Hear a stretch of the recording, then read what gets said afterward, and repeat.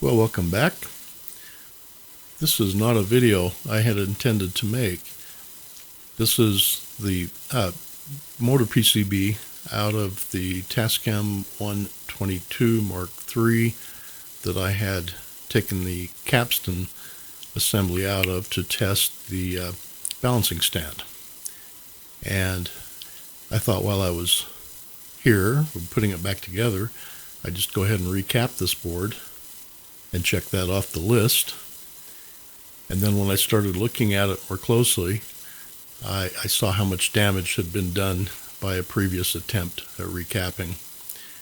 And so I didn't actually do any video to begin with. I just took these photographs kind of for my own records. But then I thought it might be an interesting video to see how it was repaired. You can see that the traces have lifted. There was an attempt made to remove the old SMDs, and the two traces here got lifted on the one bipolar, just like that. Of course, that's with it cleaned off. So I'll do a pad replacement on these and videotape it just because I don't think I've done this before on camera. Maybe one time way back I might have done this, but I've done plenty of recapping videos on this PCB, so I won't be doing that, but I will show my procedure for repairing these traces. And yes, I'm very well aware what this looks like, but it's not that. This is just calcium carbonate, and I'm using some xylene here. That is the Greek pronunciation, to draw out any contaminants from those pads, those damaged pads. I've had a problem in the past when I just went straight to the epoxy. Even though I cleaned it extremely well, I still had a little problem with them coming back off. And so I haven't had that problem since I've just taken a few minutes and used this to draw the moisture out and to thoroughly dry them out also. So that's it. It's just very simple. Just mixing it up and throwing it on there. Acetone works okay, but it's a little bit fast. It flashes off a little bit too quickly. Whatever chemicals at hand, really could use like a shellac solvent, what do they call it? Toluene works fine.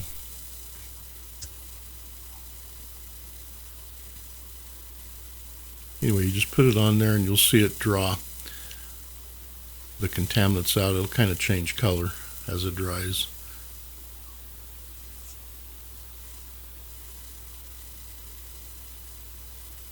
And that's it. That's all that needs to be done.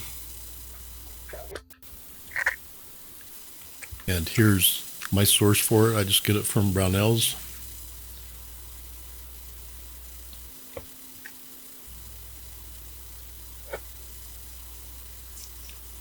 I actually just let this sit overnight because this was the end of the day here, so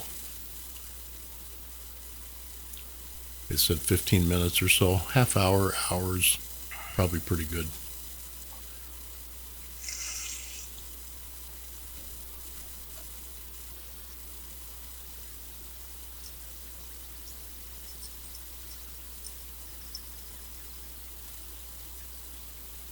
Clean it off. Now these were, you saw in the first section of photographs, this had been, after the traces were pulled or damaged, they had jumpered it with some pretty thick wire, probably capacitor lead wire. It's a little bit much, and I don't really think it's the best way to do it. I don't have a problem with jumpering. I jumper all the time. But this job just wasn't clean. It wasn't done right. I wasn't happy with it. And I certainly wouldn't let it go out my door in that condition. And it used very large capacitors, heavy ones, that would have caused a problem eventually. So that's it. Just clean them up. It's really important also to try and get all of the calcium carbonate out of there, because that is also a contaminant. So I wire brush it and blow it out.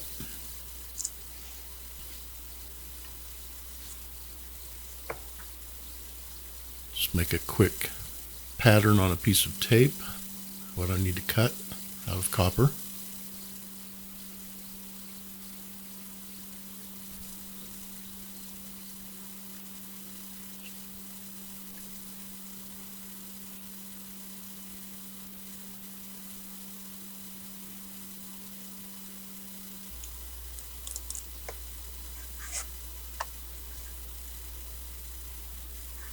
Here's what I need.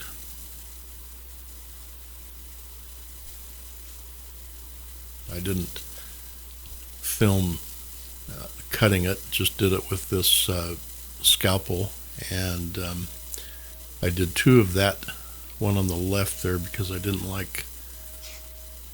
got too close to the corners there and I wasn't happy with that. So this is just regular trace material, and it's got an adhesive back, which I like because it holds it down while it's being cut, and then I just throw it in a little bottle cap of acetone for a couple of minutes, and that dissolves off all that adhesive. I've also seen companies that sell pre-cut trace packs and things like that. I've never bought any. I should.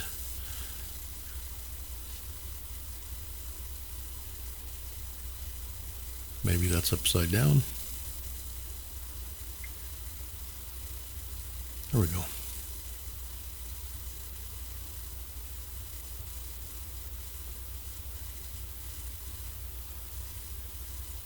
Okay, so something like that. I think I'll scrape a little bit more off of that one trace there and get a little bit better purchase on that.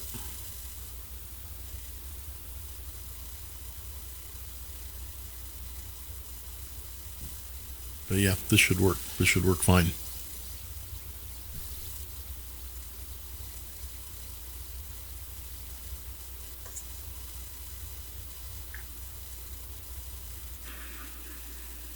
Just using the back of the scalpel blade.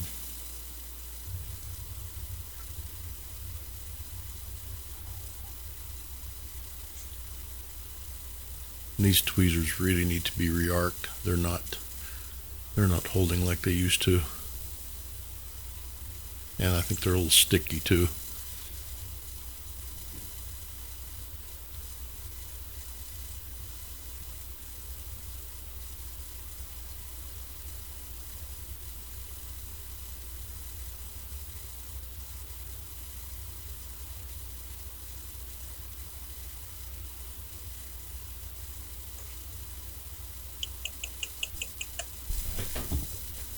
Okay, I'm happy with that.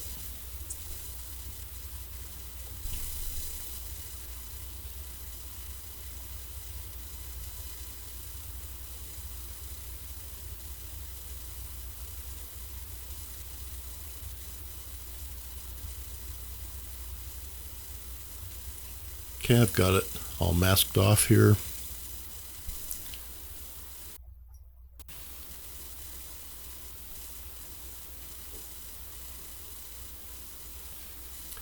This is the epoxy I'm using here. It's good for something like 600 or 600 plus degrees. And so it can tolerate, after it cures, it can tolerate short bursts of heat from the soldering tip. but it is important to not linger on the pad.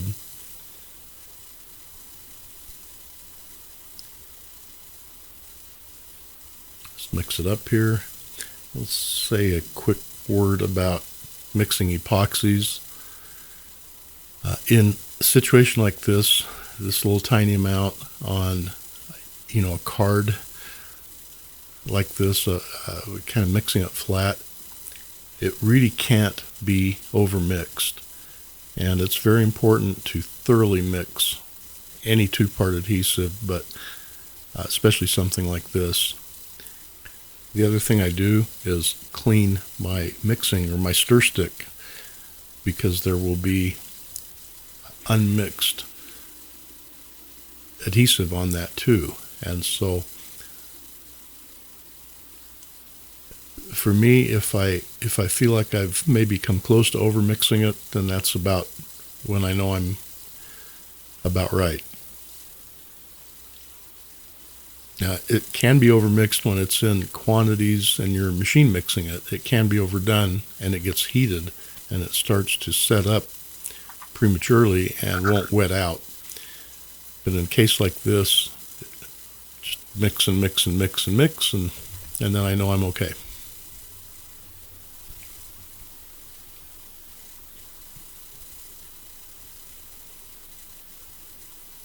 Yeah, it doesn't take very much.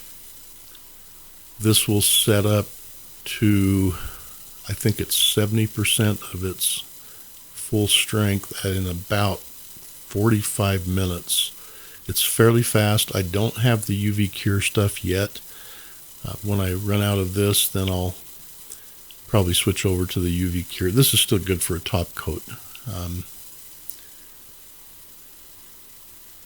But it's served me well. I've done quite a bit of work with this material, and it's done well, except for the one time when I didn't clean the board. The first time I used it, I didn't clean the board sufficiently well, or maybe it had, moisture, some other contaminant in it.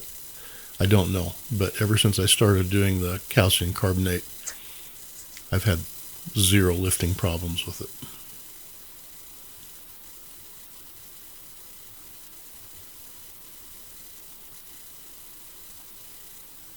Try to get it underneath that trace right there a little bit.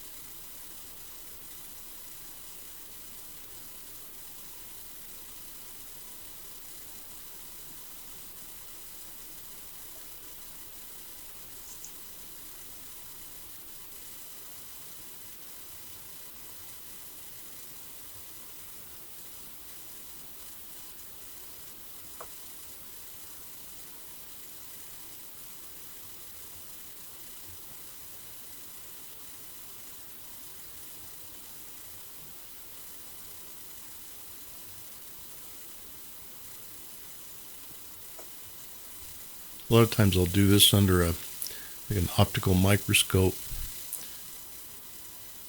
but these are pretty large, and so I'm just using some magnifiers. I think five power magnifiers or something like that right now.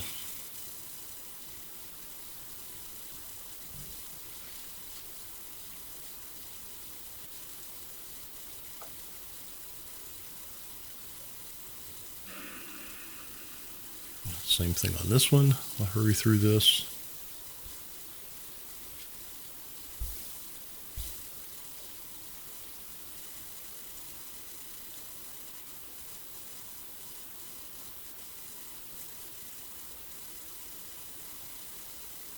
Yeah, I've just got a couple cut pieces of butcher paper just so it doesn't stick, and pull the trace off again. I really need to re-arc these tweezers. They can't hold on to anything.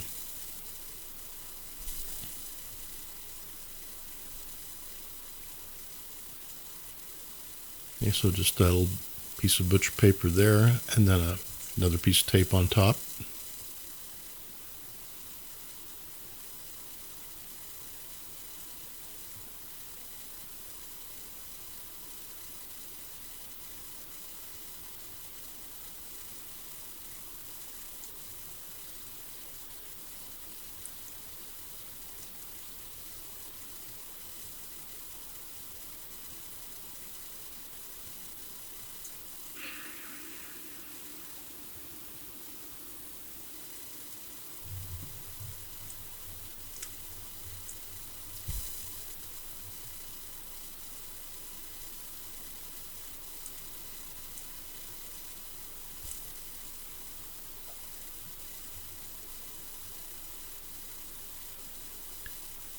And then just I'll use a little piece of this, I don't even know what they call it. I think it's craft foam or something like that. The kids use it to cut shapes out and play with it. It's got a million and one uses in the shop. Once clamped, this will conform to the kind of irregular shape underneath it, and it does a good job. I don't think the tape is sufficient.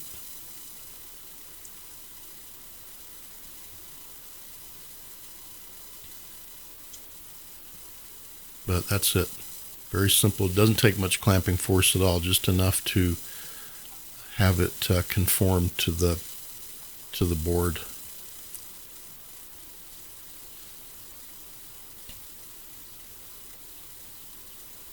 And let's do the same thing over here.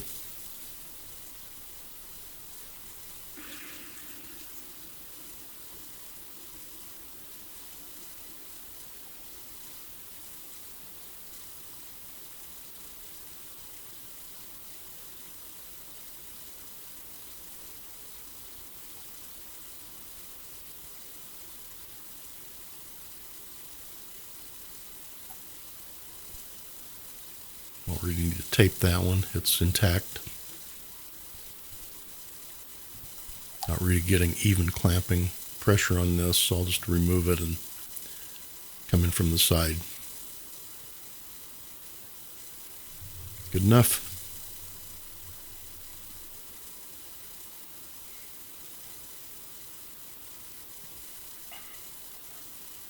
Yeah.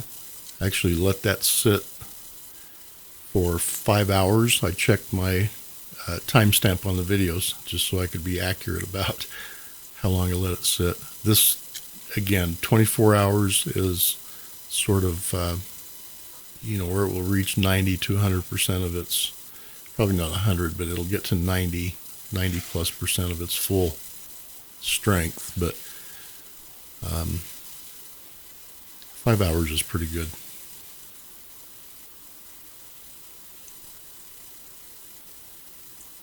It should just be able to pull that Capstan tape straight off.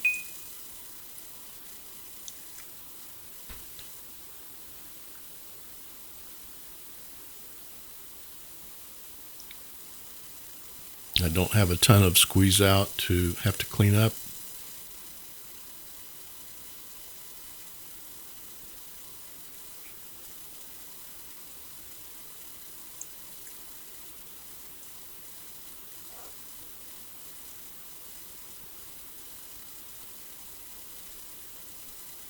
It should just pull straight off of there.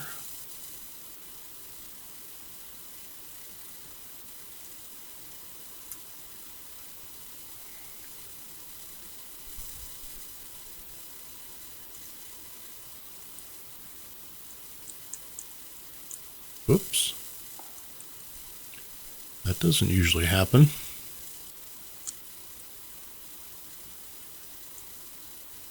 Okay, well, we'll have to deal with that. I'll just put another piece right over the top of it. It'll be fine. It'll double it up.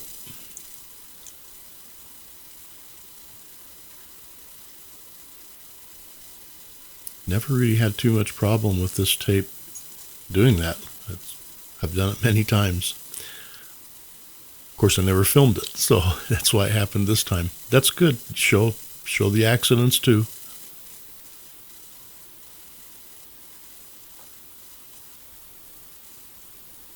But yeah, usually it'll just peel off just like that with no issue.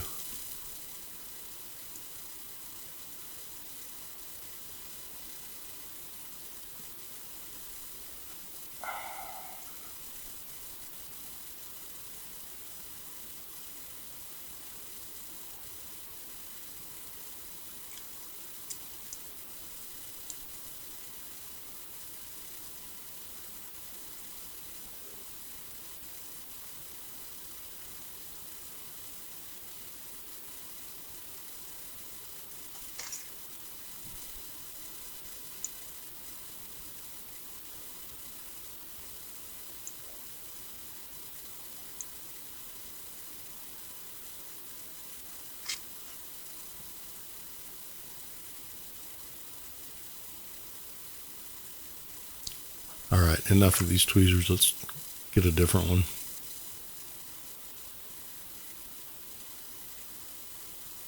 Oh, there it goes again. I'm not sure why that happened on this one, but it did.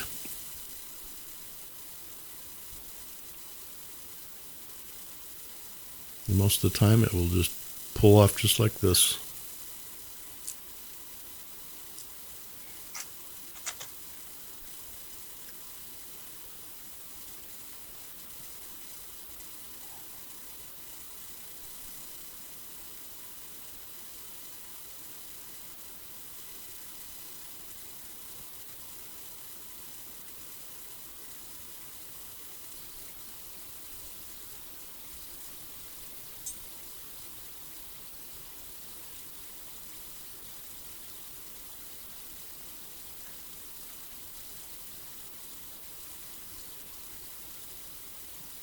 Now, get these cleaned up, get them prepared.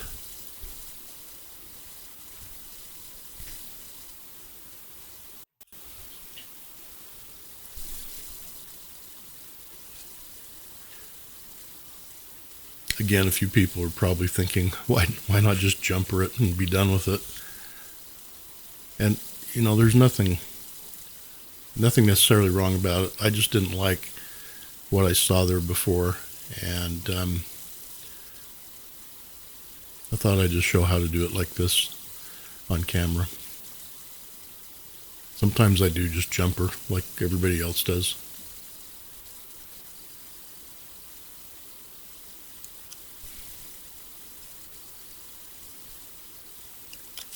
And I will probably add a thin jumper on this, but nothing like the lead thickness that was used before. It's really just more of a reinforcement than it is an issue of, you know, conductivity.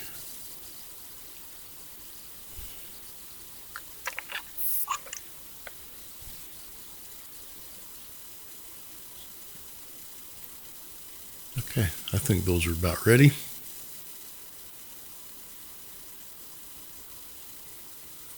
Get a little bit of flux underneath.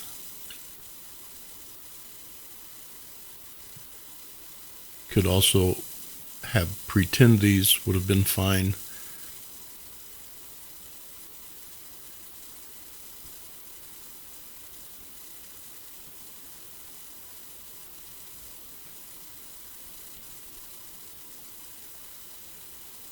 Once or twice when I have pretend them, I've seen, and then I you know, clamp the pad down, that little tiny bit of height from the solder will tend to break that tail off. So I don't know, there's different ways to do it. I watch the guys on YouTube doing it on a micro level, and wow, that's some pretty amazing work.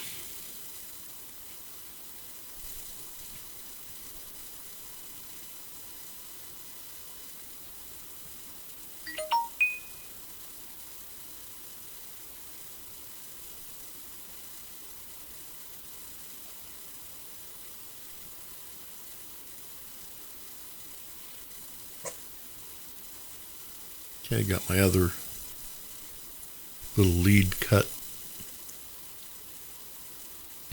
a little wider than what I need, and I'll trim it to fit.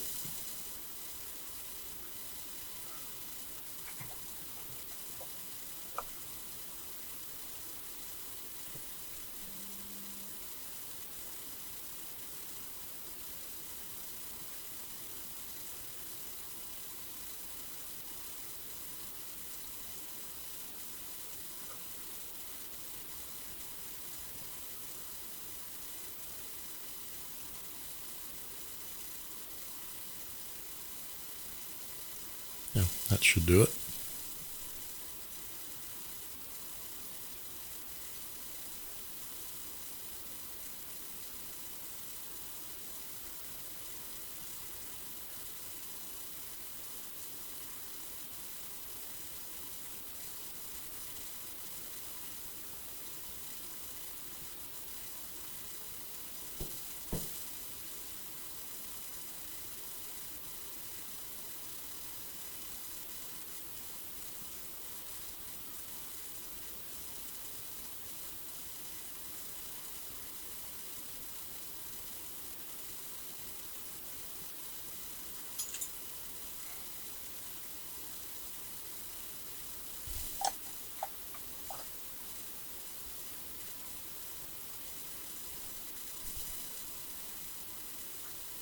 Not really too much to say about anything here. It's just pretty obvious what's going on.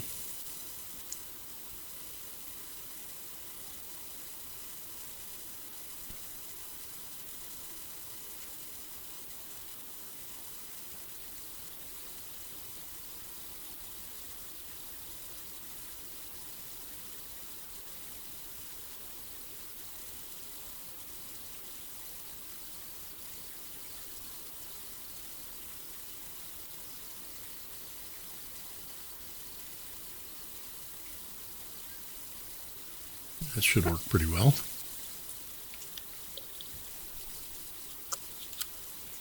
I've been considering using, replacing these two bipolars with SMDs. I have them in stock. Of course, there will be quite a bit less weight, even though I don't think it's a big issue, but there would be less weight on those. But I don't know, because I have such good results changing these over to the electrolytics. And so I'm kind of undecided about that at this point.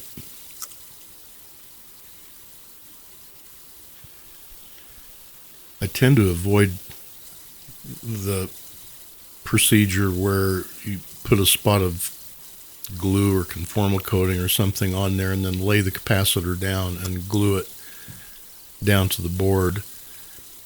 There's thermal expansion that takes place, and so the guy might think he's relieving the stress of the weight of the capacitor off of the pad, but in reality, because of the thermal expansion and contraction, you're actually adding a different kind of stress to that pad.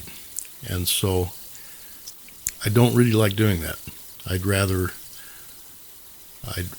avoid it if at all possible. In this case, I don't know. I'm going to think about that before I commit to it.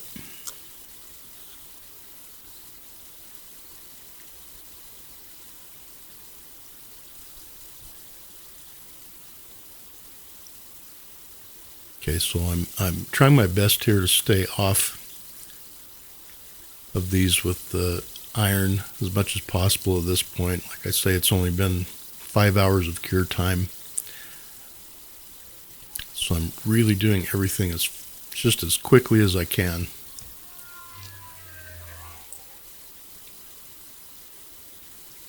Then I'll come back, of course, when I add the capacitor to it, I'll go through that again.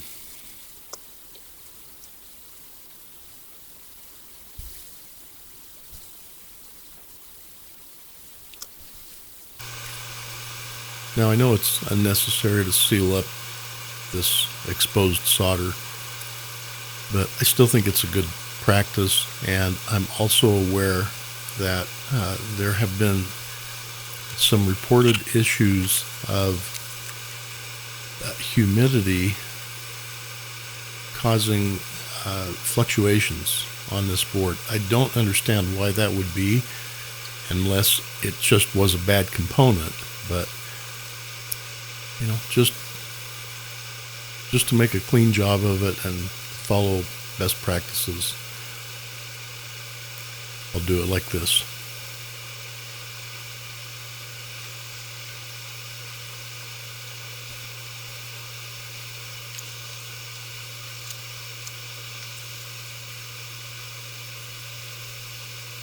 I don't know if anybody has any information about that. I've never actually run into it on any board that's been recapped, but I have heard of situations where moisture would cause a lot of fluctuation on these, and so I know people have been sealing them and doing different things. I just haven't seen it happen myself, and I've tried to replicate it on a rebuilt board, but I haven't seen it. So if anybody does have any details on that, I'd be very curious to learn them.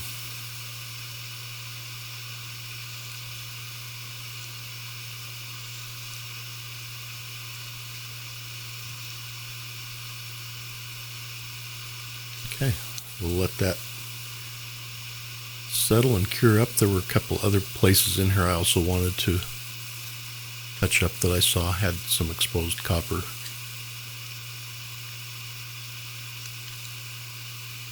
Okay, so there's what it looks like after it's dry. And I'll move on to recapping it off camera. I'll maybe put a link to some of the others that I've done before. Thanks again for watching.